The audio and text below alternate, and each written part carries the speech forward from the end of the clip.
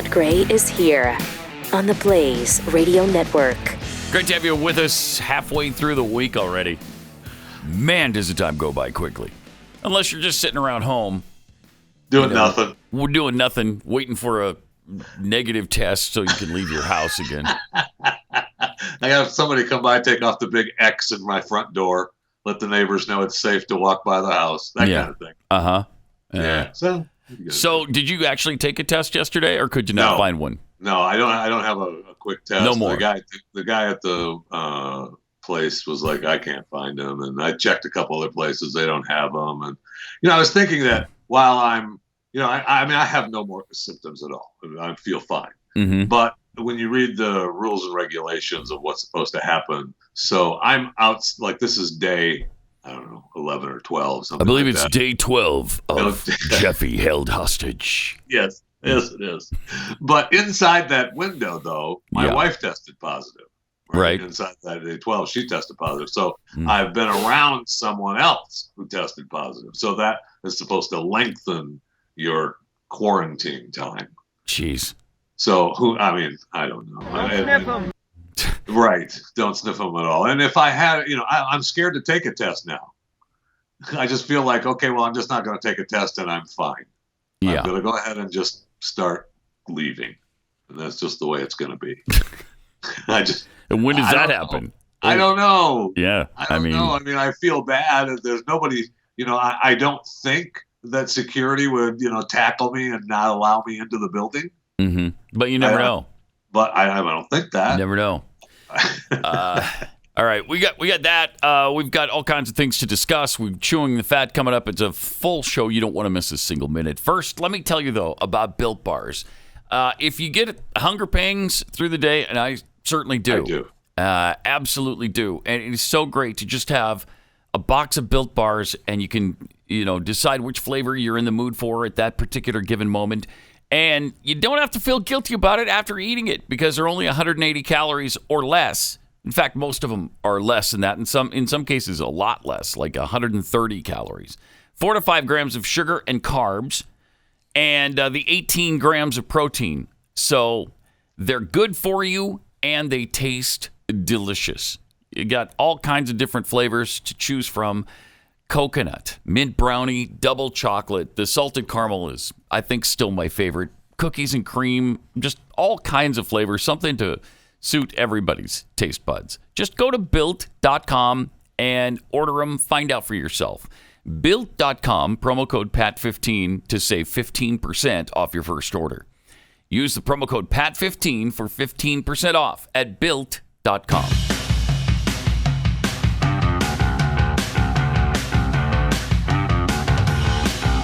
This is Pat Gray Unleashed. Okay, yesterday we talked about the possibility of a little bit of a behind-the-scenes feud between Ron DeSantis and Donald Trump. And somebody tweeted us that we shouldn't be taken in by that, but that's fake news. It doesn't look like it, especially now. Apparently, DeSantis has said that it is too much to ask for him to endorse Donald Trump right now. He's not going to do that. And so apparently there's a little thing going back and forth between the two of them. Yeah, that will not make Don happy. No, if he actually said that, that will not be good for Ron DeSantis. No. It just won't work out well for him. So interesting. Trump has questioned apparently several associates and advisors why the guy won't just say he won't run against me. And now he's basically confirmed that, right, I'm not going to say that. Yeah, I'm not saying it. Yeah. And so more crossfire came from Donald Trump advisor Roger Stone, who is dumping on DeSantis as an Ivy League fat boy. Okay. It doesn't sound like it's fake news now. No, it's like Don's got his buddies beating up on Ron, trying to beat him into submission. Exactly. That won't work well. I mean, no, DeSantis obviously is not going to do that. No way. Well, that'll be fun. It's going to be fun. Yeah, it is going to be fun to watch this unfold over the next couple of years because There's nothing better than when Trump starts to battle somebody, unless it's you. You don't want that. We've experienced a little bit of that at times, and that's not fun. I know he does have a track record of winning those battles. Doesn't he, though? Yes, he does. It's really strange, but he does, man. Yeah. We talked about it a little bit yesterday. We've talked about it from time to time. The fact that once he's your enemy, you're going to probably be done in politics. You might as well just write off the rest of your career. Find a new line of work. Or just be happy where you're at because you're going no farther. That's right. It's amazing, really. I've never seen anything like it. I don't know that there's ever been either. Political personality like his. Well, there hasn't been. So we know that. There hasn't been and maybe never will be again after him. But amazing. In the meantime, Israeli scientists have admitted that we've made some mistakes. No. In the COVID battle, you've made mistakes? Huh. The head of immunology at Bar-Ilan University and a member of the advisory committee for vaccines for the Israeli government, in a wide-ranging interview, said multiple things, like the green pass vaccine passport concept is no longer relevant in the Omicron era and should be phased out. Why? Because it doesn't work. It just doesn't. The vaccine doesn't do anything for you. You're still just almost as likely to get it as if you're not vaccinated. He and his colleagues were surprised and disappointed that the vaccines did not prevent transmission, as they originally hoped. The biggest mistake of the pandemic in Israel, he said, was closing schools and education. He apologized for that. Our politicians here could learn a lot from this guy. Widespread infection is now an inevitable part of the future immunity, otherwise known as herd immunity. Well, that's interesting that he's saying that because it doesn't seem like herd immunity is even possible right now. Right. I mean, no, it does not. You haven't had it before, and neither had I, but Keith had it before. Glenn had it before. Neither one of them were immunized, and they still got it, even with the natural immunity. Omicron has accelerated, he said, the pandemic into the endemic phase, in which COVID will be like the flu, especially with Omicron, where we don't see virtually any difference. There's a very narrow gap between people vaccinated and non-vaccinated. Both can get infected with the virus more or less at the same pace. More or less at the same pace. So it does. It definitely is not a pandemic of the unvaccinated. Right. Yeah, we've got to insist that they stop that madness because it's just a complete lie. They don't care that they're lying because they do it every day. But somebody should be standing up and telling them that we're sick of your lies. This is not a pandemic of the unvaccinated. Let me read that again. Omicron has accelerated the pandemic into the endemic phase, in which COVID will be like the flu, especially with Omicron, where we don't see virtually any difference. There's such a narrow gap between people vaccinated and non-vaccinated. Both can get infected with the virus, more or less, at the same pace. Wow. The same pace. So it doesn't matter whether you're vaccinated or not. You're just going to get it if you come in contact with it. That's right. That's pretty much the message here. So you're going to have to deal with it. And this is kind of what we've been talking about. We just need to, that's exactly what we need to do, is just deal with it now. Just accept the fact that, all right, I'm not going to wear a mask everywhere I go. I'm not going to worry about being vaccinated because it doesn't make any difference. I mean, if you have a vaccine that has about the same efficacy as if you haven't been vaccinated, then why do you get vaccinated? What is the use in that? They'll still say, I'm sure, well, it'll prevent serious disease. And that's what they'll have to harp on. Right. And even if the efficacy rate is only, 30%? Yeah. That's still better than nothing. It's not zero. Right. Okay.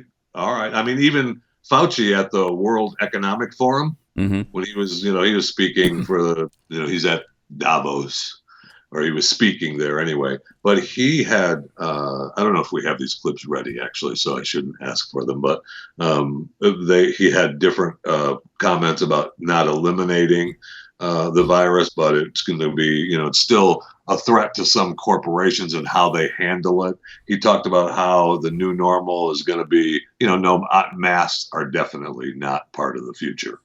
It's just silly. We do. Here's what you're talking about. Here's one of the clips. I think their new normal will be, I hope, a greater degree of interconnectivity and solidarity throughout the world when we're talking about the possibility of pandemics.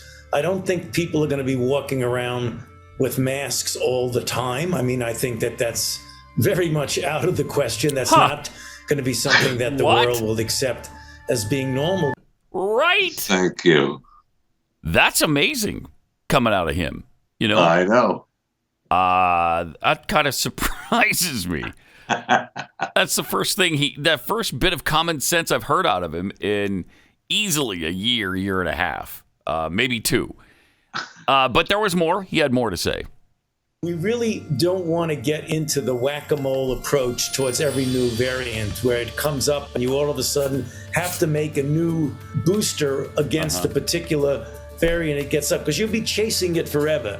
So that's the reason why one of the things we are really all pushing for is finding out what the mechanisms are that induces a response to a commonality among all of the different real and potential variants that we're seeing and that can occur. And that's something that I think is a very, very important scientific goal, to be able to do that. And we haven't done that, right? I mean, that's exactly what you were talking about, is that there is no herd immunity. There's no, the different variants, we don't know what the commonality is. I got this particular variant, and now, I got this variant. Nope, it didn't protect me. The last variant didn't protect me from this one. Right. So, I mean, they definitely need to continue their focus on that. Absolutely. And he says you can't be chasing these variants. When they pop up, you can't attack every single one of them individually. It doesn't make any sense. We're not going to be able to do that. Right. I think is there one more clip with him babbling nonsense? It's not going to be that you're going to eliminate this disease completely. We're not going to do that. But hopefully it will be at such a low level that it doesn't disrupt our normal social, economic, and other interactions with each other. I hope the new normal also includes a real strong corporate memory a little bit of threat what to the pandemics can do. So we don't just go on, when we get this under control, forgetting how we have to do better in both the scientific preparedness, the public health preparedness, and the public health response. New normal, I believe, will have a much, much greater attention to the capability of respiratory viruses to spread as they do. I mean, that's kind of a different tact that he's taken over the last year, maybe even 2 years. And it's completely different, though, every time something comes out of one of these people's mouths. You don't... they might as well just admit the fact that they don't know what they're talking about, because it changes all the time. They will never do that. They won't do that, but that would give them some credibility if they would say, look, this changes too much, and this is too much of a fluid situation. We really can't tell you exactly what's going to happen. We're just doing our best here, and we're just pulling things out our butts, frankly. Right. I would respect that a little bit. Instead, it is scientific butts after all. I mean, they are pulling it out of their scientific butt, but it is still coming out of their butts. Yeah, and that's why we're losing faith in all of these leaders, in our medical leaders, in our political leaders, in people in our school system, in the media, in the entertainment business. I mean, we're hearing what's coming out of their faces, and we know that they're hypocrites, and we know they don't know what they're talking about, and so we wind up not buying into any of the nonsense that It's coming out of their fat faces. Or their butts. Or their butts. One of the things that he talked about as well was how frustrated he was. And I didn't send this clip in, but they're still frustrated at the United States and how states reacted separately from the federal government and how you don't want that. it was to them. No, he hates that. I know. He's so pissed about that. And somebody might want to talk to him about the something called the United States Constitution. Somebody might want to have a little chat with him about that. Yeah, that's cute, but there was a pandemic, Pat. I know. I know. That's his attitude. It sure as heck is. I mean, it's clear that's what he believes. Is it? Look, the Constitution is fine when conditions are perfect, but conditions aren't perfect right now, so we've got to ignore the Constitution. That's essentially what he's telling us all the time. Absolutely, 100%. All right, let me tell you about Birch Gold Group. Right now, inflation is at 40-year highs, and it's here to stay for at least a while because the government's dirty little secret is they want inflation. Think about this. Right now, inflation rates are higher than the interest rates on Treasury bonds. So with every day that passes, the government owes less on its mountain of debt. Imagine if your mortgage had a negative interest rate. Would you be in a hurry to pay it off? No. So your pain is their gain right now. Protect your savings right now. Hedge against inflation with gold from Birch Gold, because the government is sabotaging the value of the U.S. dollar. That much is clear. Birch Gold is the only company I trust and recommend for precious metals. They're going to help you convert an eligible IRA or 401k into an IRA backed by real gold. That can give you peace of mind. With thousands of satisfied customers and an A+ rating with the Better Business Bureau, you can trust Birch Gold to help protect your savings. Text PAT to the number 989-898 right now, and you'll get a no-cost, no-obligation information kit. Really comprehensive 20-page guide that will reveal how gold and silver can protect your savings and how you can buy them under the umbrella of a tax-sheltered account. So do it right now. Text PAT to 989-898. That's PAT to 989-898.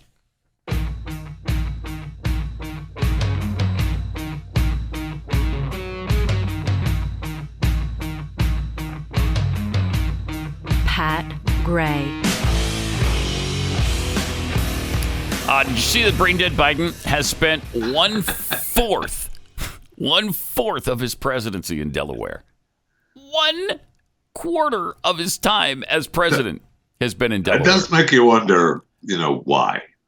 It does. It does make you wonder why we're sneaking off to Delaware every weekend. And why would that be? Why would there be a problem with, being in Delaware all the time? So what? That's his, it's his northern home away from D.C. That's fine. Well, he doesn't have to report any of his visitors to the Delaware home. And so they don't keep the visitor logs. We don't know what's going on in Delaware. And there may be some really interesting reasons for why he's there and doesn't have to share with any Americans who is seeing him there. Like, I don't know, maybe some specialists, maybe some brain specialists, maybe people who specialize in Alzheimer's treatment. Perhaps. I mean, we don't know. No, we don't know. That's the point. What am I doing here? Exactly. And so Jen Psaki defended the White House refusal to release visitor logs from his Delaware homes.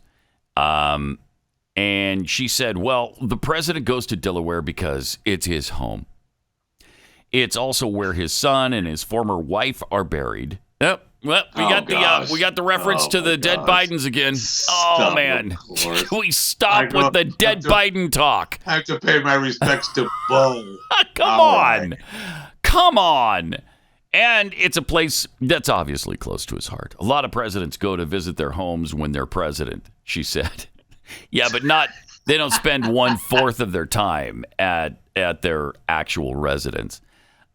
She said, we've also gone a step further than the prior administration and many administrations in releasing visitor logs of people who visit the White House, and will continue to do that. Well, yeah, you have to, because you have to.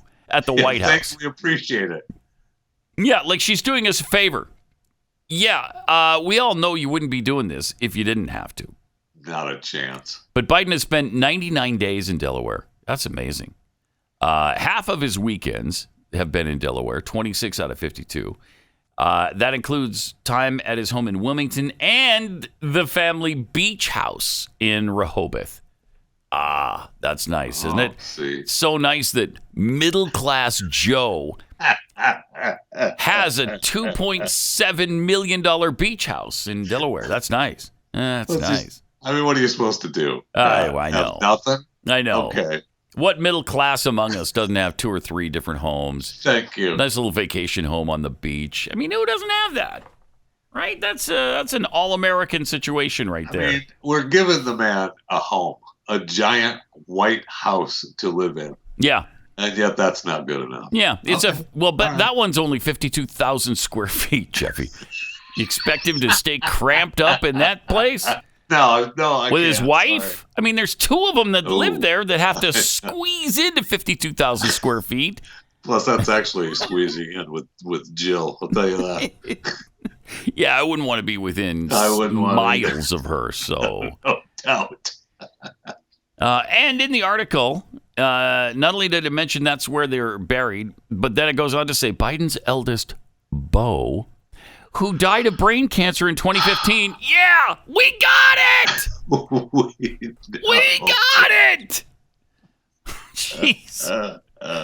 And then the president's first wife, Nelia, and 1-year-old daughter, Naomi, were killed in an automobile accident. Wow. I mean, they hammer this. They sure do. You see this at least once a day.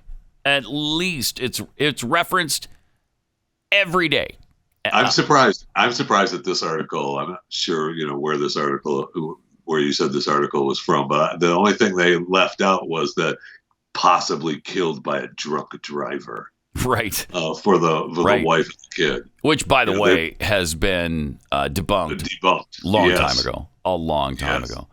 Now, in 1996, he purchased these 4 acres of secluded lakefront land in the upscale suburb of Greenville in Wilmington, Delaware. And then he built the 6,850 square foot home on top of that. So he's had it for a while. But it is amazing how this supposed middle class guy owns the type of residences he does and lives the lifestyle he does.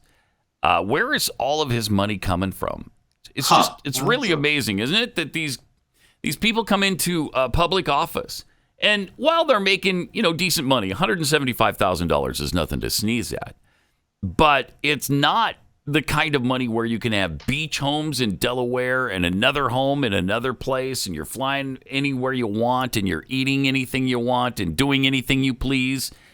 Why is it that virtually every elected official has this kind of money? Well, I mean, if you look at the numbers for their trading in stocks and options and securities, they all rake in a lot of cash. Yeah, I'm sure that's just a coincidence, though. Just a coincidence. Okay. Yeah. I mean, I saw the record books that they just broke out earlier this week talked about how Congress bought and sold about $290 million in stocks, $140 million in options contracts, $124 million in other securities, $500,000 in crypto. That's it, though. Wow. That's it, though. That is really something. And we do nothing about that. We rarely even talk about it. Right. Well, they're proposing bills now that would stop to reduce members of Congress's their stock trading ban. But there was a law that they stopped trading on Congressional Knowledge Stock Act. Yeah, insider trading. In 2012. Right, I remember that. Right, which they just we passed that. So. Yeah, right. I mean that's the same as the police saying they're not gonna we're just not gonna pull people over for traffic infractions anymore. Just forget it. That's the same thing. Yeah, there's a law there, but we're not gonna follow it. Yeah, we don't enforce that law. Yeah, that's fine. It's a lot like the immigration law or a lot of other laws to Right. Democrats. They just don't care about them. We're going to ignore them. That's why we've got the problems we have with the crime that is going on right now, with the pandemic of crime that has swept the country, because we're not enforcing anything anymore. These DAs all over the country are just looking the other way on all kinds of infractions, and so criminals know they're not going to be prosecuted for these things. It's a shame. It really is a shame. And it's killing our country. It's really hurting us really badly right now, and it needs to stop. But I'm hard pressed to believe it's going to.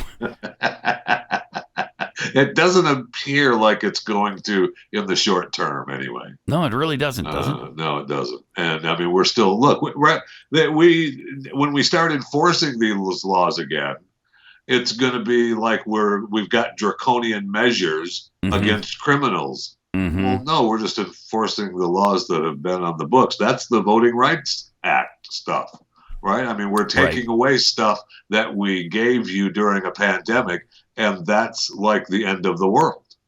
Yeah. Well, we wanted things to be a little easier during a pandemic. Now we're taking those easier steps away. Oh, no. We can't do that. That's the end of the world. It's fascinating because in the states that are taking away the special privileges that certain states put in place just because of the pandemic, and now they're saying, okay, we don't need to do that now.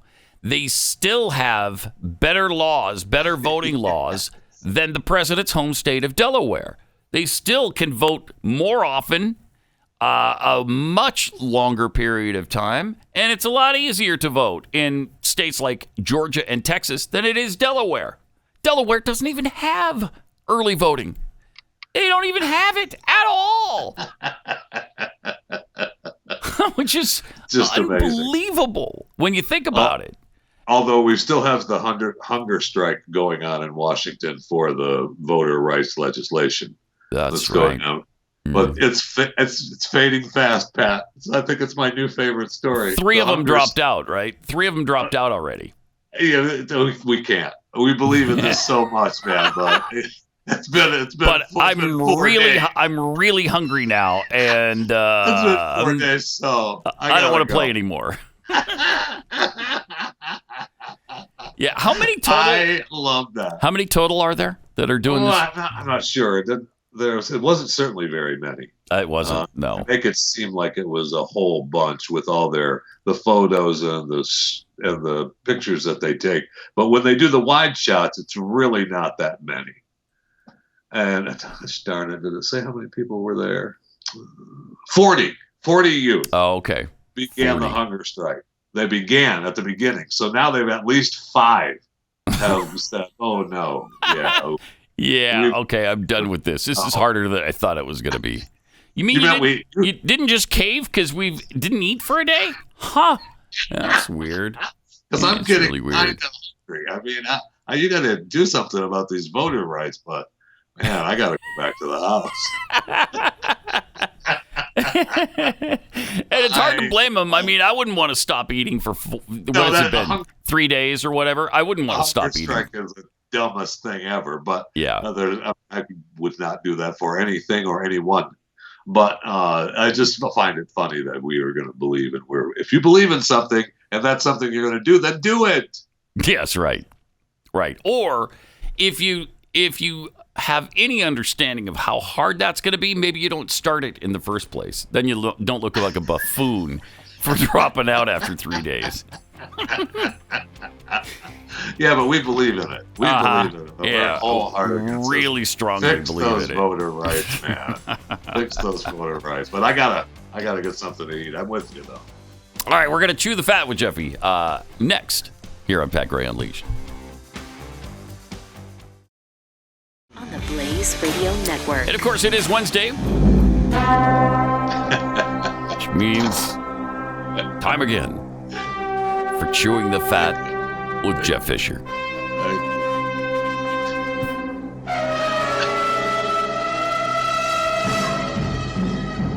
This gets better and better. Sure does. Which is why you just want to let it sink in. You know, marinate for a while. Do you really? Mm-hmm. Yeah. Hit it.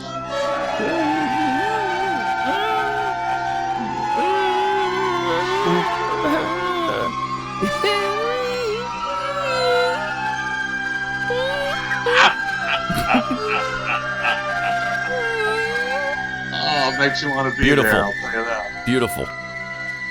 So appropriate. It is? To jump into chewing the fat with Jeffy. Okay. Mm-hmm. Don't know that I agree with that. Hey, congratulations and happy birthday. 50 years of the Egg McMuffin. 50 years of the Egg-a-Muffin. They broke it in 1972, and then 5 years later in 77, 45 years ago, they added the deluxe breakfast, which, gave you the hot cakes and the sausage and the scrambled eggs. Mm-hmm.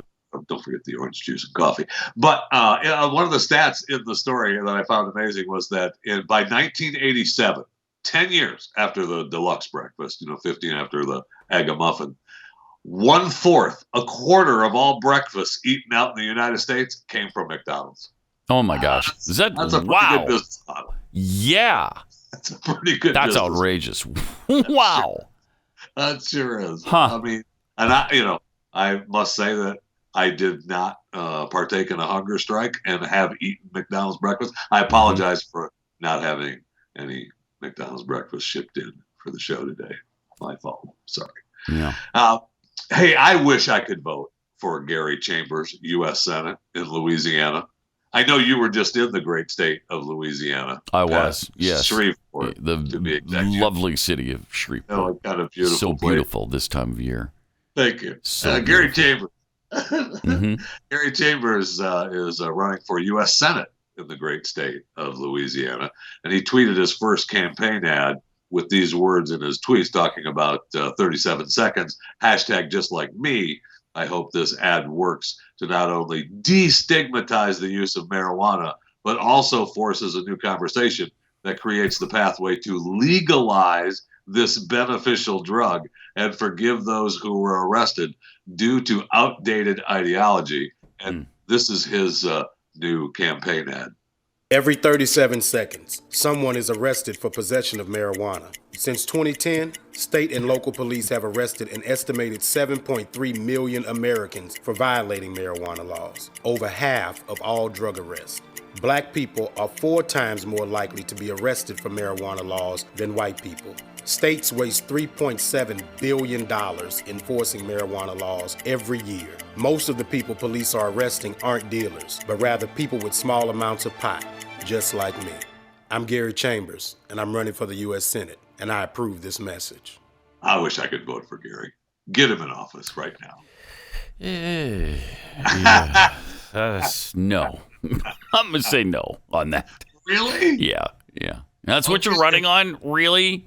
Sitting there smoking pot? That's what you're running on. That's your big campaign thing. Is you want to legalize pot. Too much money and busting the wrong people. I don't want to hear it. Shut up. Outdated ideology. All right. Well, who's smoking more marijuana? I mean, what is that doesn't tell me anything. Just because one segment of the population is arrested more, well, maybe they're using it more. I don't know. How do I know that? What? Right. We don't know that. We don't know. Yeah, those stats are a little misleading, no question. Yeah. But vote for Gary Chambers, U.S. Senate, Louisiana. No. Okay. Oh, man, no kidding.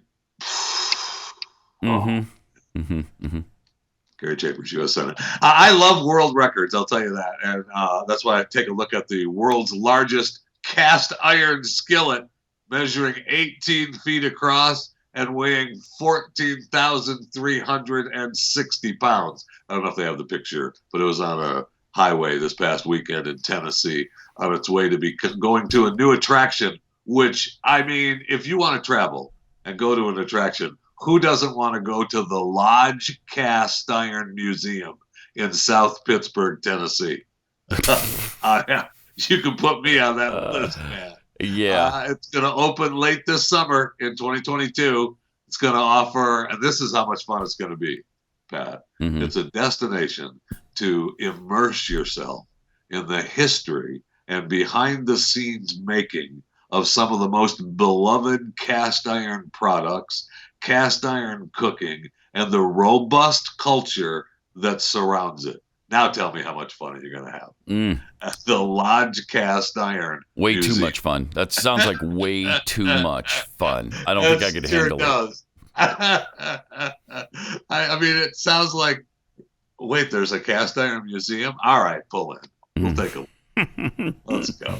I don't know that it's an actual destination, but it is something if you're passing by, you're going, yeah, let's pull in. Speaking about having more fun, be sure to subscribe to my daily show, Chewing the Fat, with yours truly, Jeff Fisher, available wherever you get your podcast, Chewing the Fat with Jeff Fisher. Appreciate it. More exciting news also this week. The new Biden-Harris wax figures have been unveiled at Madame Tussaud.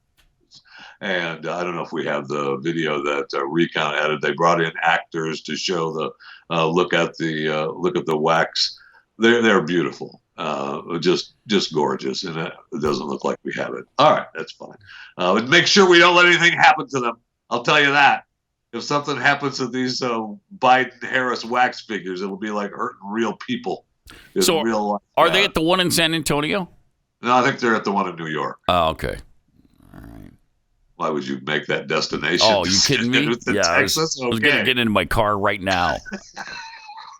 Just so I could be in San Antonio by the time the museum opens. And that really, outweighs the cast iron skillet museum? Yeah, a little bit. Yeah, by a little bit. Okay. Mm-hmm. I mean, I would be, yeah, let's go. Why not? Let's just go. It's agonizing. And the new personal flying machine is going to be available soon. Pre-orders right now for delivery in 2023. The Jetson 1 personal flying vehicle. Please tell me we have this video. Please tell me we have this video. I'm not hearing anything or seeing anything. I will have to circle back on that one. Yeah, circling back. Okay. Well, I will say, all right, but gosh darn it. So anyway, the electric. Does it look like the Jetsons car? No, it looks more like the Star Wars riders. Oh, okay. The little speeders that they fly around in. Yeah. It looks like that, and it's called the EVTOL, the electric vehicle takeoff and landing. All right. It's 190 pounds, all aluminum, 8 electric motors. There are a few things that need to be addressed as far as I'm concerned. The top speed is only 63 miles an hour. Yeah. I know, that's still pretty fast if flying in the air like that, but it seems like we should be able to make that thing go faster. Mm-hmm. It has Tesla battery cells, and the flying time is only 20 minutes. Now, come on. That's not. I know. That's not practical. I can't even get to work with it. Right. That's it's supposed amazing. To be for recreation. And they talk about it being a lot, let's take it to national parks and stuff. That sucks. For 20 minutes? No. Right. I'm not going down the Grand Canyon and then having to haul that thing back on that 190-pound aluminum flying machine up the Grand Canyon because I'm out of power. No way. You can't. I'm sorry. Unless these things become usable, you can't say you've invented a flying car. I want that to stop. All right? Unless there's a vehicle that's road and air worthy. And you can get from point A to point B and back again. I don't want to hear about it anymore. I don't want to hear about it. To be fair, they didn't say it was a flying car. It was just a Jetson 1 personal flying vehicle. Stupid. So, and you can pre-order now, though. Mm-hmm. They're going to take delivery, I think, next year. I'm going to pass. I'm going to pass. Really? Yeah. What do they want for it? $92,000. Oh, just $92,000. No. $92,000. Okay, not bad. Yeah, great. It's not bad. Great. You couldn't even take it to the grocery store and back. For a lot of people, there are more than 20 minutes away from the grocery store. So on top of, it didn't look like there was fat guy seating available. Yeah, probably not at 190 pounds. Yeah, a little bit of a tight squeeze. Yeah. And I'm guessing that even if I did get in it, the my 20 minutes of flying time is not going to be 20 minutes. I think that's safe to assume, Jeffy. Yeah, I think. Yeah, I really do. Yeah, no, we're only going to fly for about. You're lucky to get 10 out of this thing. All right, I got to tell you about exciting new investments for you. It feels like Wall Street has already beaten you to the punch in a lot of ways. You know, cryptocurrency. You really want to buy in at $50,000 or $60,000 or $70,000. SPACs, SPACs, 74% are trading below their IPO. But there's a new investment that's just starting to pick up some steam. In a crazy twist, it's one of the oldest asset classes in history, but it's finally breaking out into the open. It's art. Art has always been seen as a plaything of the wealthy, like yachts and fifth homes. But it's done much more than just act as something pretty to look at. It's been making many of the rich even richer this whole time. How much richer? Contemporary art prices nearly tripled S&P returns from 1995 to 2020. And thanks to a recently enacted law, this prestigious asset class is finally available to everybody, everyday investors. Masterworks is the first platform to bring art from artists like Basquiat, Banksy, and Monet to the portfolios of everyday investors. And they've got more than 280,000 members. Demand just keeps exploding. Luckily, they're giving you, my audience, the chance to skip the wait list. Head to masterworks.com/unleashed to secure your spot. That's masterworks.com/unleashed.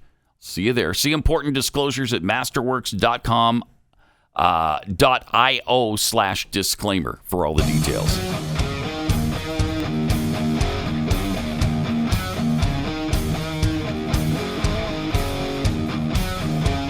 Pat Gray Unleashed.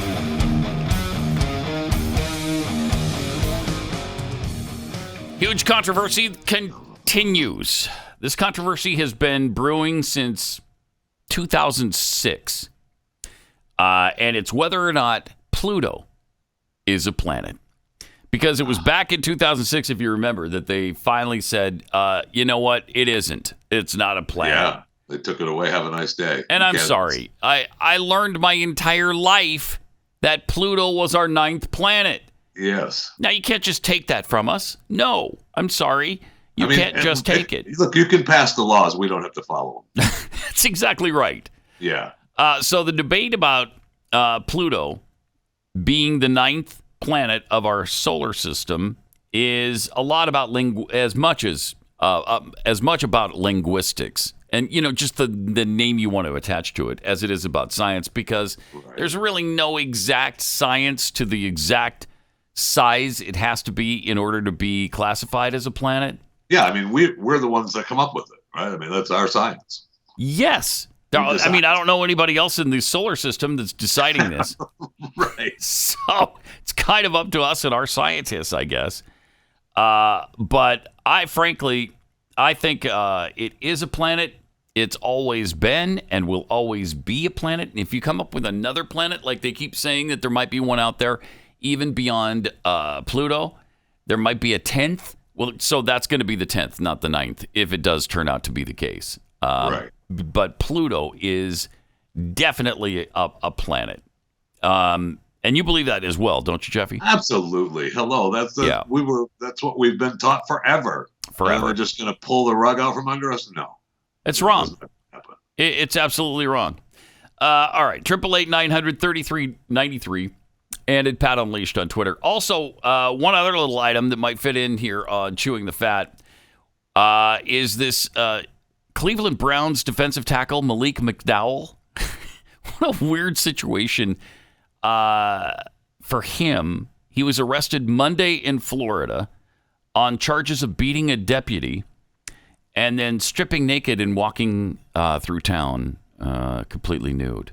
I mean, when you're finished beating a deputy, what else are you going to do? What else are you going to do? I mean, it's tradition, right? It is. All right, I beat the deputy. Now what? Oh, that's right. I take my clothes off and start walking through downtown. It's just bizarre. Yeah, there's obviously more to this than meets the eye. I don't know if they've reported what type of substance, chemical help he had. Yeah, that might be the situation. Some sort of imbalance happening. Yeah. That's pretty strange. And those guys, I mean, look, you don't want to fight those guys. I mean, they're like when you're in peak physical condition like us, Pat. Right. Yes. The cops don't want none of this. they expect they expect to have our respect because they know. And can you imagine you're one of the arresting officers, and I mean, it took a bunch of them because he's a big dude. And here's this gigantic, naked man that you now have to wrestle to the ground. Yeah. No, thank you. I'm sorry. This goes way beyond my job description. I'm not doing this. It's at that point that I'm retiring from the force. Yeah, I'm sorry. I'll see you later. What are those guys doing over there? Yeah, no, I got a call on the other side of town. Right. You know what? I just got an offer to be a Walmart greeter at a store in my neighborhood. No way. I'm pulling somebody else over here. I'm busy. Sorry. I'd love to help you. And McDowell, once they got him, positioned on a gurney and everything and kind of locked down and strapped him in, he's smiling like he just sacked a quarterback. Oh, that's awesome. And he's about to go into a sack dance or something. He was on something. Yeah. I don't know what. There's some sort of chemical imbalance. Yes. Yes. All right, 888-900-3393. More Pat Gray Unleashed coming up.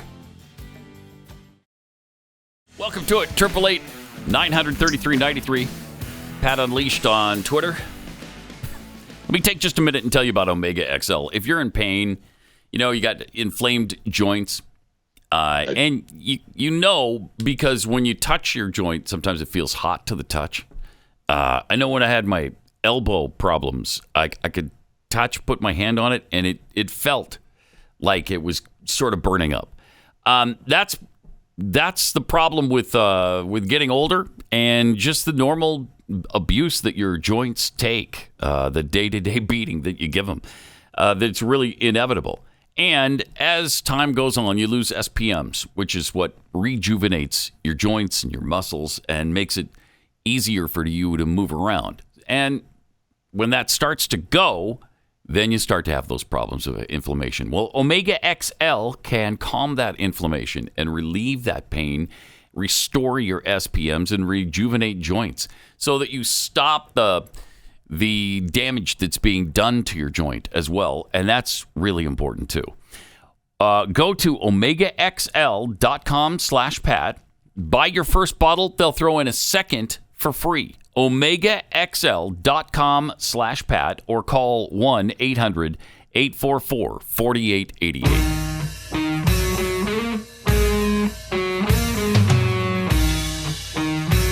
Pat Gray Unleashed.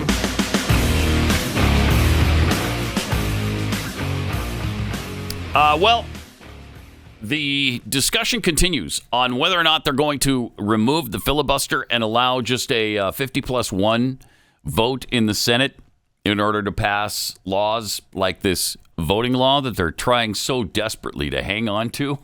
Man, they don't want to let that go. They want to federalize elections, which will virtually make it impossible for Republicans to be elected again. And that's obviously their goal. They want that to be able to happen. They want non-citizens to be able to vote, which is why they don't think you should have to show an ID when you go to the voting booth. So yesterday, Jen Psaki was talking about the likelihood that the administration will try to push the Senate to eliminate the filibuster and enact the nuclear option. Well, back in 2005, the argument from this president, who at that time, of course, wasn't president yet, but man, was he impassioned about leaving the filibuster in place. Listen to this. There's one thing I've learned in my years here. Once you change the rules and surrender the Senate's institutional power, you never get it back. And we're about to break the rules to change the rules. Yeah.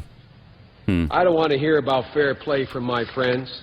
No. Under our rules, either. you're required to get a 2/3 vote. 60 votes to change the rules. Mm-hmm. Oh, yeah. Watch what happens. Watch what happens when the majority leader stands up and says to the vice president, if we go forward with this, and he calls the question. And one of us, I expect our leader, the Democratic side, will stand up and say, parliamentary inquiry, Mr. President, is this parliamentarily appropriate? And in every other case since I've been here for 32 years, the presiding officer leans down to the parliamentarian and says, what's the rule, Mr. Parliamentarian? Okay. The parliamentarian turns and tells him, hold your breath, parliamentarian. He's not going to look to you because he knows what you would say. He would say this is not parliamentarily appropriate. You cannot change the Senate rules by a pure majority vote. You can't? That's Maybe interesting. you think I'm exaggerating. Watch on television. I don't, actually. Watch when this happens. And watch the vice president. Stop pointing at me. Ignore. He's not required to look to an unelected officer. Right. But that has been the practice for 218 years. He will not look down and say, what is the ruling? You won't. He will make the ruling, which is a lie. It's a lie. A lie about the rule. Okay. A lie about the rule. It's a lie about the rule. All right. Here's what really is going on here. Here's what's really going on. The majority doesn't want to hear what others have to say. Right. Even That's if right. it's the truth. Mm-hmm. Senator Moynihan, my good friend who I served with for years, said, you're entitled to your own opinion, but not your own facts. Oh, that's powerful. Oh, that is powerful. Nuclear option abandons America's sense of fair play. I wish he actually believed The one thing this country stands for, not filling the playing field on the side of those who control and own the field. I say to my friends on the Republican side, you may own the field right now. Yeah, but you won't forever. Yeah. But you won't own it forever. How about that? Wow. And I pray God when the Democrats take back control, we don't make the kind of naked power grab you are doing. But I'm afraid you will teach my new colleagues the wrong lesson. That is absolutely astounding, isn't it? That's awesome. I mean, that didn't happen in 1965. It was 2005, which, now is 17 years ago. But come on. It is not ancient history. Look at how passionately he believed in the filibuster. It was absolutely wrong to make that change now just because you're trying to get something hammered through, which, by the way, they didn't do. The Republicans did not invoke the nuclear option. The Democrats did that, though, was it 2013, I think it was? They've done it. Republicans have not done it. And so for him to he's almost crying about it on the Senate floor. Well, Pat, he was praying God. Right. He prayed to God. And we're all praying to God that Democrats won't make this happen because it would be a disaster for this country. Yeah, most definitely. A disaster. And it's just fascinating that we have this kind of audio and video, and it wasn't from ancient history. And they're not shamed by it at all. They're fine with it. Yeah, well, whatever. It doesn't matter. That I believe that then. So I believe the exact opposite now. Everything I just said was right down the tubes. Don't even think about it because I don't believe it at all anymore. We've all believed stuff in the past that we don't believe now. Get over it. And it is that easily dismissed. I know. It's just incredible. I mean, just incredible. But this is how badly they want that voting act put into place. They want that voting act so bad. I know. Because if they can get non-citizens to vote, and if you're not able to show an ID, you can vote who knows how many times. Who knows what's going to go haywire if they're ever able to get that voting act voted on and put into law. It would be a catastrophe for this country. So fortunately, we got a couple of people who continue to hold the line. I hope they continue. We got to pray to God, as he said, that they will continue. That would be wonderful. I mean, people are on hunger strikes, Pat, over this law. That is they right. Want this law. They're That's striking. true. They've stopped eating until this law gets passed. And are we supposed to care about that? I mean, I guess. I don't really. I haven't really even been paying attention to whether or not they're eating. So Not either. But I just love the fact that they're so upset and so this law has to be passed that we're going to go on a hunger strike. And then after a couple of days, ooh, wow. No, I can't do it anymore. I am hungry. I want this law to be passed, but I need a sandwich, frankly. I just need a sandwich right now. But I'm all for you guys and everything. Yeah. I gotta eat. I do feel really strongly about the voting law, but I'm going to have a sandwich. So, Elizabeth Warren alleged yesterday that Republican-controlled state legislatures are conspiring to bar black people and college students from voting. Are they? No. No, they are not. But this is the kind of rhetoric that's coming out of the mouths of the Democrats, and they're scaring the crap out of minorities. It's an absolute, total, and complete lie. I mean, how? Tell us, Elizabeth, exactly how are Republicans trying to bar black people from voting? Because they're being asked to show an ID? And if that's the case, why do you believe black people don't have IDs? Where does that belief come from? Because they do. Many of them actually drive motor vehicles. And so they've got what's called a driver license. And they actually can show that when they go to a voting booth. It's very, very strange. But I don't know. It's embarrassing. It's embarrassing to think that they think these people don't have some sort of identification. It is. Well, it's racist. It's just they're racists. Yeah. All right. I'll give you that. They're racist. If you think that minorities can't get an ID, then I mean, why? Why would that be? They're all they don't know where the DMV is. They don't have permanent residences that they can show that they're actual residents of the area and citizens of this country. I will say that I personally have been to the local DMV in multiple states in this country. Yeah. And every time that I've gone to the DMV, African Americans and other minorities were there as well. So yeah, but know where those offices are. Did you lead them like the Pied Piper to show them where the place was? Is that what happened? Unknowingly, possible, yes. Because certainly they couldn't get there on their own. I mean, we know they can't do that. And so I don't know what you're trying to pull here. I don't know how you work that out. Or maybe you're just lying that you actually saw minorities at the DMV. Yeah. Is that what it is? Well, no. I love the fact that the left is perfectly fine with no ID when you go to the voting booth, but you've got to show your ID when you go to dinner in New York because we have to know that you've got your vaccine passport. I mean, it's insane what's going on right now. Absolutely insane. In D.C., residents of the nation's capital said that they're glad the city is ordering businesses to require proof of vaccination and an ID, while others said it feels like a dictatorship.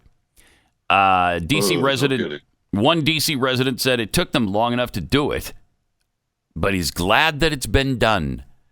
I mean, that's just for Americans to believe that and to be okay with these kinds of restrictions on our freedom. It's really frightening. It's really frightening. They definitely are okay with these restrictions. Right? I mean, that Rasmussen poll that they had out there, they were the overwhelming support for measures against the unvaccinated. Yeah. It's ugly. Up to and including prison sentences. Yeah. If I'm not mistaken, according to that poll, right? Yes. Something like half of Democrats are saying, yeah, it's okay. Send them to prison. If they won't comply, they can go to jail. It's just really amazing. All right, let me tell you about preborn. You know that abortion is the leading cause of death in the United States and around the world. And since Roe v. Wade, over 62 million babies have been aborted in the United States alone. That's nearly 1 in 4 pregnancies ending in abortion. In New York City, there are more abortions of black babies than live births. It's despicable.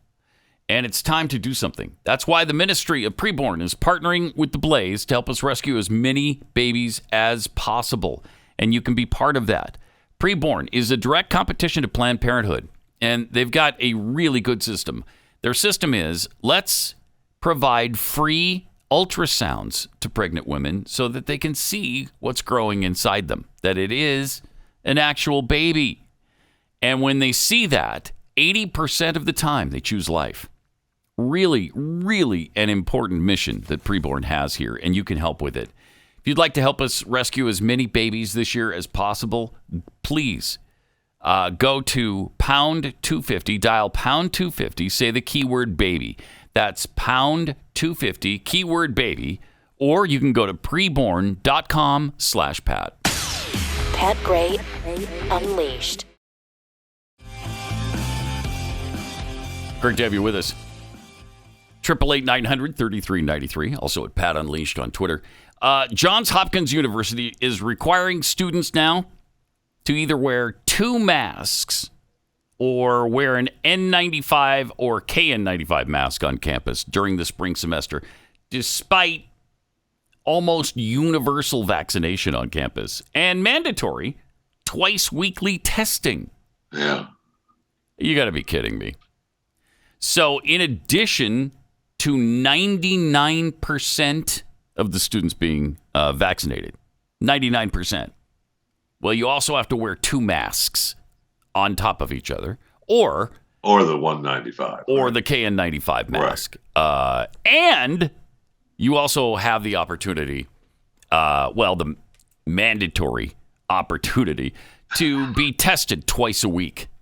That is absolutely insane. Those are really draconian measures, but they're still doing it, right? I mean, that doesn't matter. That's what some of these companies are doing. Yeah. Oh, you mean the Supreme Court said that OSHA couldn't do it and enforce it? That's fine. We're just doing it anyway.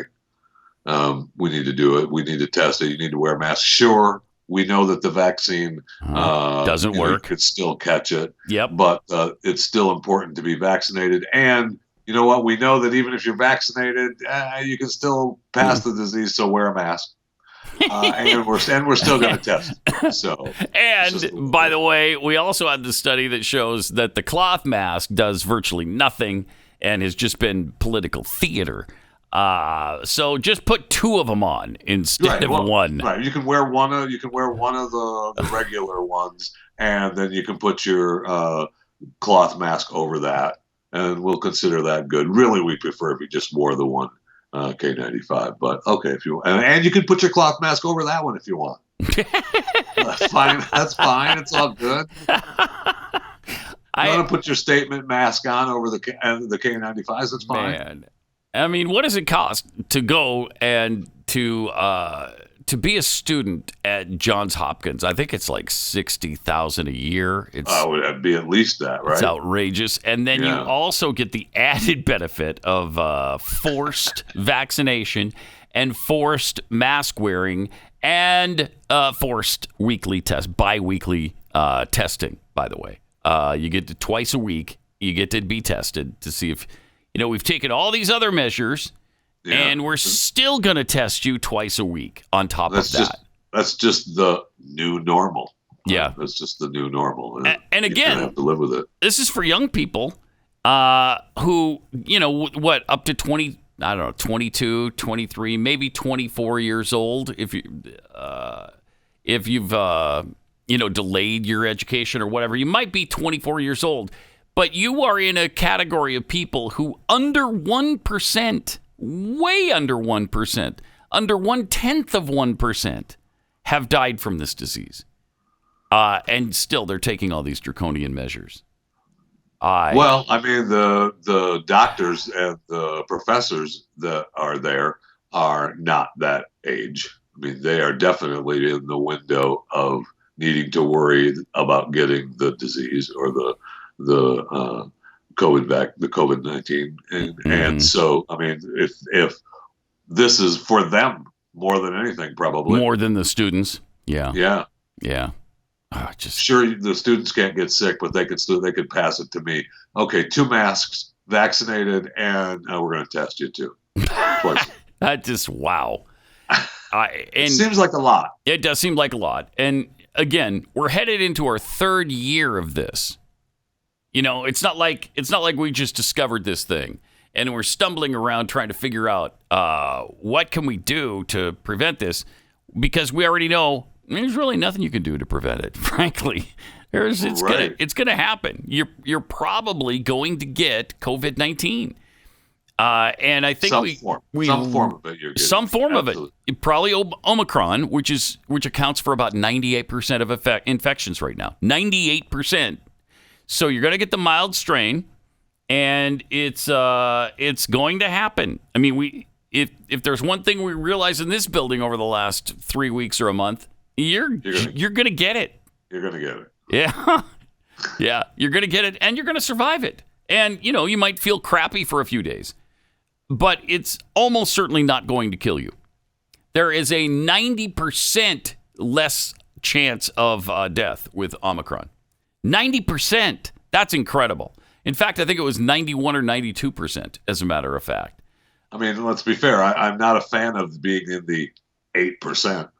No, I wouldn't be either. No. I don't want to wish that on anyone. Nope. But, I mean, that's true with any of the diseases that we try to stay away from every day. But let's take Jeff Fisher as an example. Jeff Fisher has every form of disease that we've ever heard of that's been discovered by humankind. I have had a few. and you just got COVID-19 and you're fine. Yeah. Yes.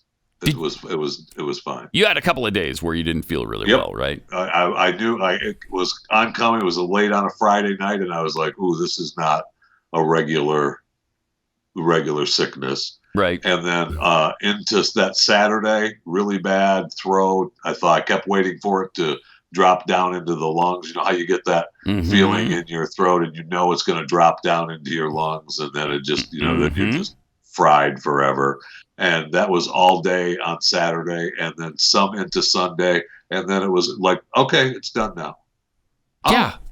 Okay, cool. I still felt crappy, and that did, my voice and everything was screwed up for a few days. But as far as being sick, no, I was not sick. But yeah, and that seems to be the beauty of this Omicron variant. It seems like, it packs a little bit of a punch, but it's not like the Delta thing or the Alpha variants that swept through this country and made people so sick that they had to go to the hospital. Right. And to be fair, I've been a lot sicker with what's considered the flu, multiple times in my life. Yeah. So, on the worst days, I was trying to think, have I been sicker than this? And really, I think on many occasions I've been sicker than when I had COVID. So here we are, and they're still taking these kinds of measures at major universities in this country because they're basing everything on fear and being fear mongers. And again, it's got to stop sometime. Might as well be now. Might as well just say, okay, you might get it, you might not. Let's just see what happens. From here on, let's just live life, and let's see what happens. Let's roll. I mean, I'm okay with that. Let's do it. Me too. I mean, we're there anyway because you're going to get it. Even if you've been vaccinated, you're probably going to get it. 888-900-3393. More Pat Gray Unleashed coming up. On the Blaze Radio Network. By the way, the administration launched their free test kit website yesterday. Yeah, baby. So you can they launched it a day early. Yeah. And, of course, it had glitches immediately. just like it always does. Mine worked great. Did it? Heck yeah. You've already ordered yours? I've got my order number HA000CRM7G5DCL OCDPX897635154 ordered. Well, you just showed me how I can steal your free kits. It's just that easy. Well, you're assuming I read every number in that order code. Because I did not actually. Okay. But it was easy. Yeah, it actually was. I went to the COVID test website and they just name information. I gave them a fake name and the right address. So just to screw them up. Okay. So apparently a combined total of more than 1 million visitors were on the homepage. And the ordering page, at least at one point last night, more than 40 times as many as were on the government website with the next highest traffic. So a lot of people going online and trying to get their free test. Well, yeah, I mean, I did mine this morning, before the show, and I thought, oh yeah, today's the day. And then I realized they launched early. And so it was obviously the traffic wasn't that busy then. So there weren't any glitches at all. And they also had said in the original story that they were going to put out a phone number for people who didn't have access to the internet. I have not heard about that number yet. It says 1-800-ASK-USPS. I think. Let's see. Postal Service said in a statement that the problems are confined to a small percentage of orders. Recommended the customers file a service request or contact the Postal Service help desk at 1-800-ASK-USPS. Yeah, but that's if you've ordered online, because the USPS is who's delivering them. Yes, right? I mean we've left the special holiday workers intact to work at the Postal Service because of all this. So they have extra workers ready to ship out the tests. Okay, and so that's if you've already ordered it online, right? And you had a problem and couldn't get through. So I guess you could use it anyway and just say, hey, I couldn't order it online. Yeah. And have Millie at the Postal Service fill out your paperwork for you. Yeah, I guess you could do that. Or you could just, if you get sick, just deal with it. And it'll go away in a few days. I mean, they've already spent the billions of dollars of my tax money. I know. Yeah, you might as well go ahead and get yours. Yes. You might as well get the 4 that you have coming to you. Thank you. Is that what you did? You got 4 of them? Yeah. Yeah. All right. Hopefully, he wants to give everybody masks. So. I know. Right. Yeah. They want to even provide the KN95 masks, which is a little more expensive. And of course, they're going to call those free when they're actually not. We're paying for them with our tax dollars, just like the test. But what? Yeah, I know that's a surprise. I got mine free, Pat. That's all I know. Nothing's free, you idiots. More than 90% of coronavirus patients treated with Pfizer's new antiviral drug, Paxlovid, significantly improved within 3 days, according to Microbial Healthcare Services. So we're good with ivermectin, but that's it. Yes, this is the ivermectin that they were talking about that supposedly performs like ivermectin does in your body, but Pfizer says no, it's nothing like that. It's absolutely nothing like that. It's stupid stuff. But, I mean, if it works, it works. I don't care if it's like ivermectin or not. If it works, we should have it available to us. Yes, absolutely. And they did say, we recommend to anyone who's fallen sick with COVID and is found suitable for the treatment with this drug to take it and get protected against serious illness that can lead to hospitalization and even death. So this is, again, they're saying the same thing about this antiviral drug as they are about the vaccine. So why wouldn't you get this instead of the vaccine? Yes, I realize that is the question. Yeah. Why wouldn't you? You get sick, you go to the doctor, you say, hey, how about I try some Paxlovid? Because apparently that really works for a lot of people. All right, here's a prescription, go try it. So will they say that if you're unvaccinated, you're not able to get that? That's a good question. I don't know. But I wouldn't be surprised. I know. I wouldn't be surprised if they didn't tell you, well, if you don't have the vaccine, you can't get the Paxlovid. Right. Why? Why? Because that's the way it is. Just because everybody needs to be vaccinated, and you're killing people if you're not. So, sorry. The results of the survey indicate the quality of the treatment, its effectiveness, and importance during the fight against coronavirus pandemic, and especially in the midst of the current wave, according to Dr. Miriam Mizrahi. Love her. Who doesn't? I think everybody is really excited about Mizrahi. This is the second largest healthcare provider in Israel with around 2.5 million members. Now, so I'm wondering if it's even available yet in the United States. I don't think it is. I don't think it is either. So it might be jumping the gun a little bit to go to your doctor and ask for it, because I don't think you can get it yet. The treatment involves taking 3 pills twice a day for 5 days, starting as soon as possible and no later than 5 days after you get your first symptom. It's intended for individuals in mild to moderate condition who are considered at high risk.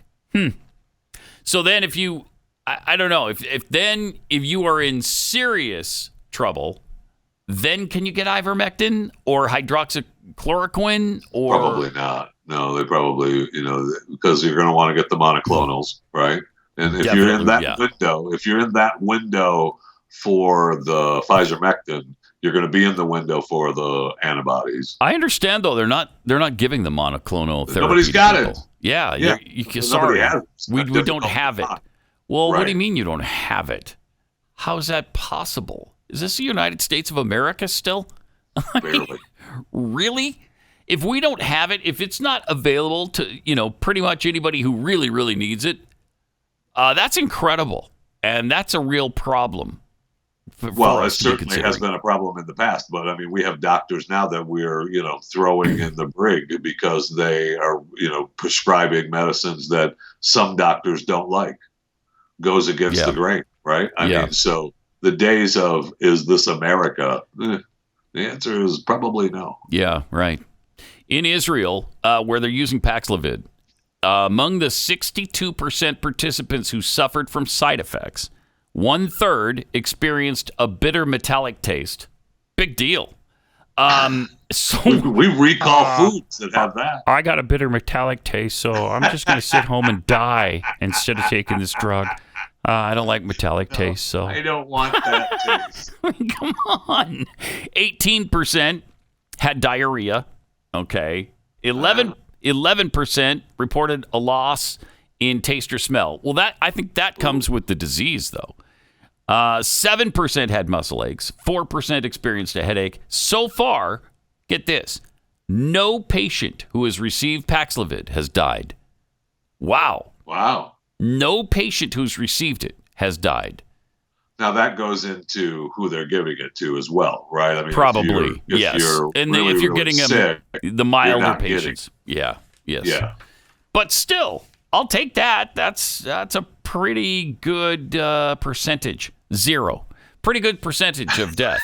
I'm a fan of that. Yeah, that's a good percentage. Big fan. Data by the health ministry in Israel showed that as of last week, the rate of refusal was even higher, with almost 1/3 of patients not accepting it. That's weird.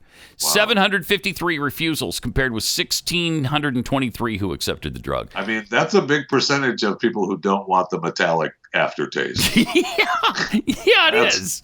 I would have bet on a smaller number. I'm not sure why you would refuse the Paxlovid. That's interesting. Is there a number people can call, Ivan, and talk right about there. it? Data from the Health Maintenance Organization in Israel suggested that a significant number of those who refused the treatment might also be unvaccinated, which is also considered high-risk factor. As of Monday, the healthcare provider had offered the treatment to 188 patients. Of those, 133 were fully vaccinated, 22 partially vaccinated, 33 unvaccinated. So at least in Israel, they are giving the drug to unvaccinated people. Not very many of them, but... Right. Well, they don't have that many. Yeah, they don't have that many. There wasn't that many test patients. So that sounds pretty promising, though, for a treatment.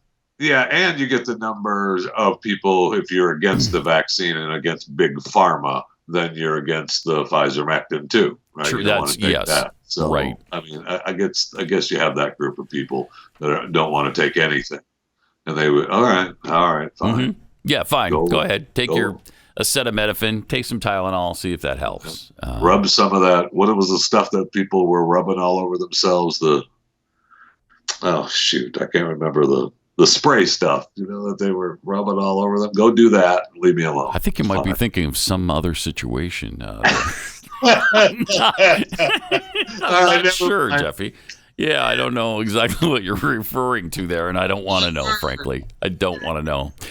Let me tell you about Real Estate Agents I Trust. If you're looking to sell your home, you want to do it as quickly as possible so that your house sells for the most amount possible.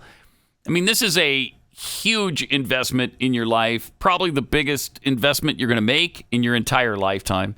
And so you want it to go well. And that's where Real Estate Agents I Trust come in, because these are great realtors who have track records that are tremendous. They know what they're doing. They have great marketing plans, and they can sell your home quickly. They can give you the right advice as to whether or not you should, update your home in some areas, maybe the countertops or flooring or whatever the case may be. Maybe just repaint and freshen things up and, use the color that everybody wants to see right now, which is so boring. I don't know why. Apparently everybody wants everything painted white. This is racism, obviously racism. Real Estate Agents I Trust, though. These are the people who can get you through this process and help you make the right decisions. Real Estate Agents I Trust. The name really says it all. realestateagentsitrust.com.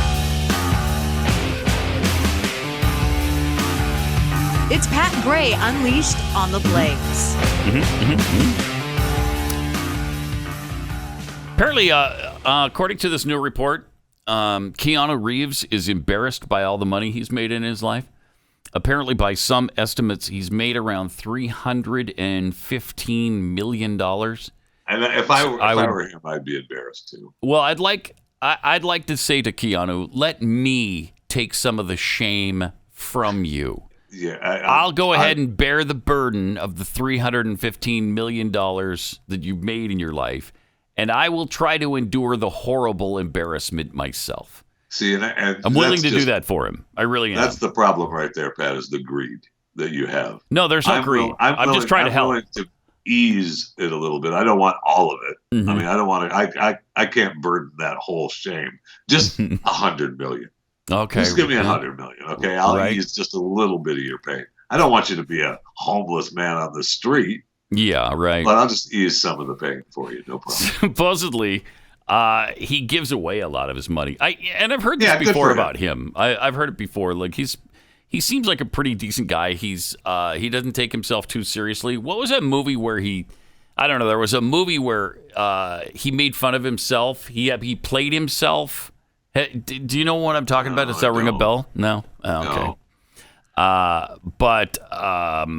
I'm not a huge Keanu fan. I'm not either, but I've read good things about him. Yes, I have too. And, he's been very fortunate and done some things that have earned him a lot of money. And good for him. That's what we all want to do. He is perhaps not America's greatest actor, but he's done a lot of really huge movies. Have you seen the new Matrix? No, Resurrections? We talked about that the other day. Every time I see it, I'm like, oh yeah, I got to watch that, and then I move on. Mm-hmm. Mm-hmm. I just can't bring myself to. Hasn't gotten really good reviews, I will say that. But I don't think I know anybody who's actually seen it. It's kind of amazing that after all this time, they're bringing it back again. They're just cranking it out. They got no new ideas, and they want to bring in the audience, and that worked. So let's do it. That's fine. That's the John Wick movies, right? I mean, let's just go kill people and figure it out, and shoot up a bunch of people, and one bullet can go through 10 people, and you can shoot 18 billion bullets as you're walking down the street, all because you're upset over your dog. I get it. It's okay. Right. I'm all right. And then you can complain about gun violence afterwards. Right. That's fine. You can feel bad about the hundreds of millions of dollars that you earned from the movie. Right. And you can give some of it away. I mean, that's fine. I got no problem with it. I just wish they wouldn't whine about it. And maybe he'd say he wasn't whining. He was asked about it. So he said he answered, right? He was being honest. Yes. Yeah. So it's okay. I can't take the whining. Just do something about it, which apparently he is. So good for him. Exactly right. Yes, exactly. President Biden's nominee for commissioner of the FCC has, first of all, he nominated this woman, Gigi Sohn, and she's supposedly one of the nation's, according to Biden, leading public advocates for open, affordable, democratic communications networks. I don't know why that doesn't sound good. No, it sure doesn't, does it? You know when it's coming out of Biden's mouth, it can't be good. He said for over 30 years, Gigi has worked to defend and preserve the fundamental competition and innovation policies that have made broadband internet access more ubiquitous, competitive, affordable, open, and protective of user privacy. Now, see, they've left the internet alone, and that's worked great. Yes, it has. And then they tell us that something needs to be done with it. No, leave it alone. Stay out of it. And it'll continue to be open and affordable and, I guess, as protective of user privacy as it's going to get. I mean, it's really not that. Nobody is protective of our privacy. That's nonsense. No, and they're telling our athletes that are going over to China to not take their cell phones. Right. Because they're going to be spied on. By the Chinese. Spied on here, so what? That's true. I bet you all those athletes have TikTok. That is true. Oh, absolutely. I don't know who owns TikTok, but it ain't the U.S. No. And so, anyway, Biden's nominee was withdrawn at the end of last year. Now he's resubmitted the same person for the same job because she is such a radical and wants to shut down Fox News and conservatives on the air. Yeah. And that's exactly what he wants. And so he's renominated her again. Amazing. Just unreal. They're trying to tie the internet in with all the disinformation, right? They want to make sure that they shut down the disinformation. And they're using that as a door to come into it, right? That's their big deal. Even Fauci talked about that at Davos. That's their big deal. That's the common enemy, is disinformation. Right. And who gets to decide? To correct that. They do. Yeah, they do. They decide what misinformation is. They certainly want to. Yeah, they certainly want to. Exactly. Meanwhile, Eric Swalwell is claiming that the GOP will never concede power peacefully again. Huh. Okay. They will never peacefully concede power again if they prevail in the midterm elections. The California Democrat ratcheted up the rhetoric during an interview on Monday in which he also asserted that the investigation by the House committee investigating the Capitol riot may not have even been needed to determine that former President Donald Trump committed a crime in connection to the events on January 6th. He already knows. He already knows. He already knows. Exactly. Exactly right. For someone who slept with a communist Chinese spy for 2 years, he should maybe consider keeping his fat yap shut. There's not a chance of that. We were talking about that with Biden earlier, right? all the things that he's said in the past, that it just doesn't matter. So, right. That's right. And Eric and Fang were together, and nobody cares. Nobody cares. No, I can't believe that is one of the biggest scandals maybe in American history. I know. That was swept completely under the rug, and nobody revisited it. Definitely part of the disinformation campaign on social media has torn him up, but that's it. That's it. And there was very little of that, really. It came out for a few days. There was maybe a little bit of uncomfortable feeling for him for 2 or 3 days. And then it just was it was gone. It vanished completely. And nobody has brought it up really since. Nope, he's not going to lose any of his cabinet positions. No! He's not going to lose any of that. None of his committees. Whatever. He's still on all the committees. Whatever. I think he chairs one of them. Yeah. And he slept with a communist Chinese spy for 2 years. It's unbelievable. I wonder, perhaps Fang was sleeping with others as well. Oh, that is possible. Sure. that thing that Eric wasn't the only lover boy in Congress, whether it be sleeping wise or cash wise. I don't know. I'm just throwing it out there. Wow, what a cynical attitude that you would just throw that out there. We just. I mean, I really that's their motto, man. So, I know. All right, 888-900-3393. By the way, the rover on Mars, Curiosity, has not found proof of ancient microbial life on Mars, but scientists aren't ruling it out as one possible explanation for the rover's findings. Apparently, there's some powdered rock samples that are being studied by the rover that show the kind of carbon signatures connected to biological life on Earth. But the carbon signatures may be telling a different story on Mars. We're not sure yet.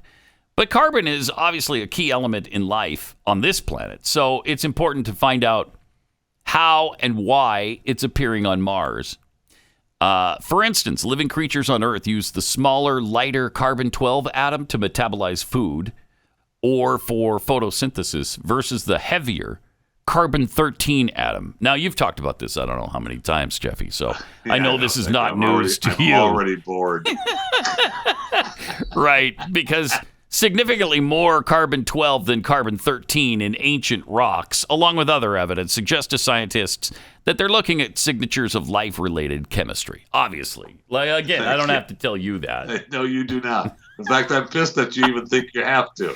And of course, we found this out about Mars a long time ago. This may strike your listeners as way out, but we actually believe that there is a colony on Mars that is populated by children who were kidnapped and sent into space on a 20-year ride. A 20-year ride. So that once they get to Mars, they have no alternative but to be slaves on the Mars colony. Right. Hello. Yeah, there's apparently no other jobs available other than sex slaves on the Mars colony. Especially when it's taking you 20 years. I know. I know. What do you mean it's taken them 20 years to get there? Where are you going by way of Jupiter? What? Are you going by way of Pluto? Because even that's not a 20-year journey. That is a long journey, and so that is a long journey. I guess when you're there, you're like, okay, the only thing I can do now is be a sex slave. Be a sex slave, because I'm past my prime for anything else. I heard there was the same carbon footprint somewhere around here on this planet. So but it was the heavier carbon-13 atom, so maybe it wasn't the right kind of life. I don't know. We'll see. But we'll find out about this hopefully in the next few months when the information gets back to us. All right, we will see you again tomorrow right here on most of the same station for Pat Gray Unleashed. We'll see you then.